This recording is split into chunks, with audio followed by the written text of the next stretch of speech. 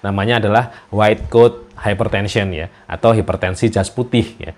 Belum lagi kalau ternyata dokternya galak ya, dokternya mungkin nggak komunikatif.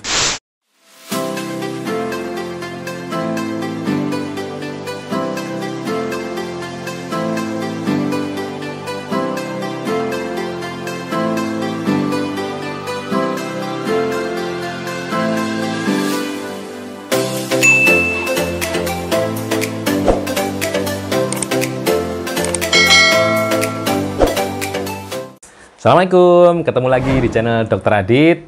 Nah, pada video kali ini saya akan membahas satu hal yang sering sekali ditanyakan oleh pasien-pasien saya di poliklinik ya.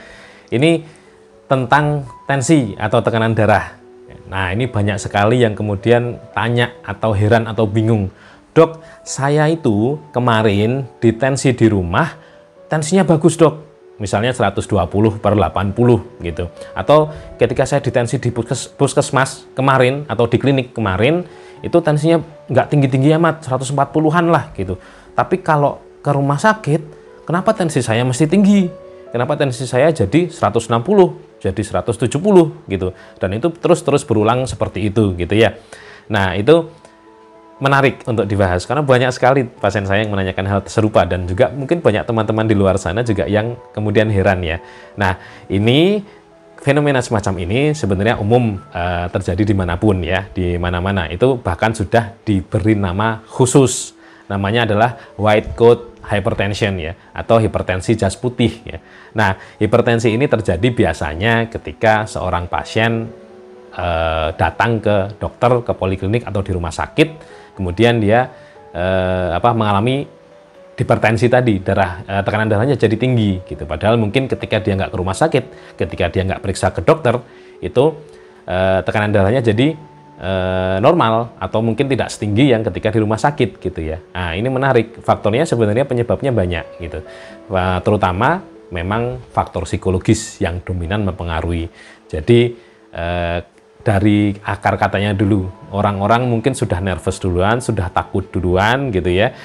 Ketika mau periksa, takut ketahuan penyakitnya apa, takut nanti mungkin bahkan pasien sendiri juga sudah takut kalau tensinya tinggi lagi dan sebagainya. Pada akhirnya membuat memang beneran tensinya akhirnya jadi tinggi gitu. Nah, kalau secara kata ya tadi seringkali takut terprovokasi sama jas putih dokter ya. Gitu ya, awalnya gitu. Padahal sebenarnya tidak hanya semata-mata karena jas putih dokter saja yang membuat pasien mungkin nervous atau mungkin cemas sehingga tensi darahnya tinggi gitu.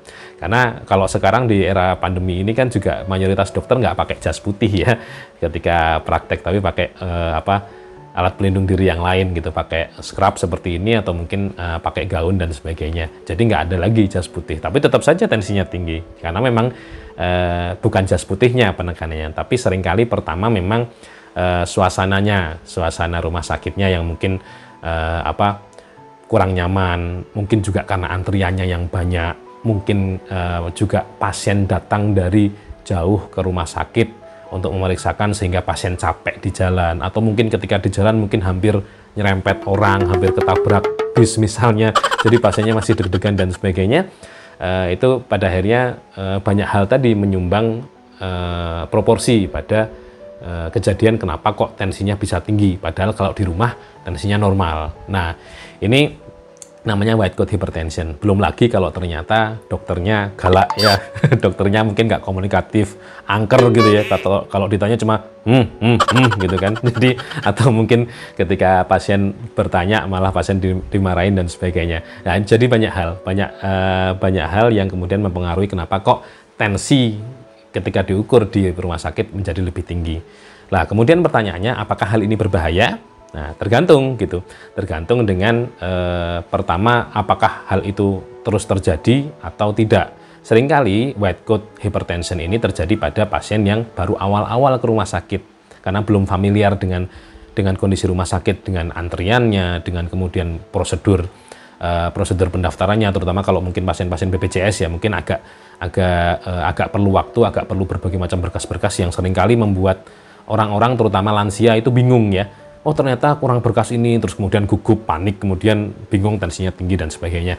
Nah, itu biasanya terjadi pada orang-orang yang belum terbiasa gitu, atau kemudian memang bisa jadi walaupun sudah beberapa kali kontrol tapi tensinya tetap tinggi, berbeda dengan ketika di rumah, ya bisa jadi karena memang secara psikologis pasien sendiri mungkin memang takut gitu. Saya juga punya keluarga yang berkali-kali kontrol ke dokter, setiap kali saya cek sendiri di rumah normal gitu, relatif baik tensinya, tapi begitu dibawa ke dokter misalnya mau periksa sesuatu, misalnya mau USG atau mungkin mau ronsen, itu tensinya pasti tinggi sekali. Itu banyak sekali yang terjadi seperti itu psikologis ya.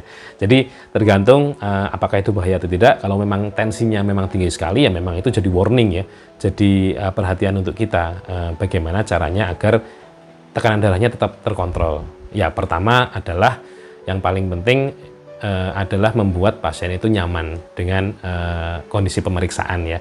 Misalnya kalau pasien terbiasa dengan kondisi rumah sakit atau kondisi klinik, insya Allah nanti akan tensinya akan tidak terlalu tinggi gitu. Atau ketika memang bisa memilih, pilihlah rumah sakit atau poliklinik yang nyaman untuk pasien ya, agar tensinya tidak jadi tinggi ya. Jadi memilih tempat yang mungkin tidak terlalu banyak antriannya jika bisa memilih, atau kemudian memilih tempat yang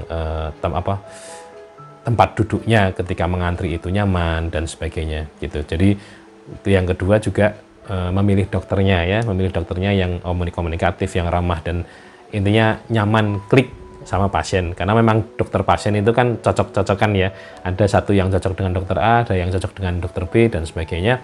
Itu akan lebih memperbaiki ya, ketika kita sudah nyaman dengan dokternya gitu, itu insya Allah akan mengurangi kemungkinan terjadinya white coat hypertension tadi gitu.